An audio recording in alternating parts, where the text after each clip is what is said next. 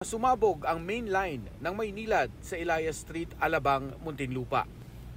Wrong timing ang pagdaan ng kotseng ito na inabutan ng napakalakas na bulwak ng tubig mula sa sumabog na 200mm PVC pipe ng Maynilad. Ang kinakatakot namin, baka magtuloy-tuloy, yung kotse, lumubog. Ang laki! Ang lakas ng bulwak ng tubig. Naperwisyo ang kotse pero para sa mga residente, isinalba sila nito sa nagtalsikang debris na kasama ng tubig. Nandito lang kami. Kasi naman dyan, bumaha eh.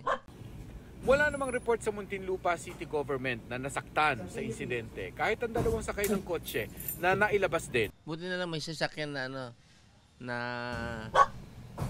tiyempo tinamaan yung sasakyan.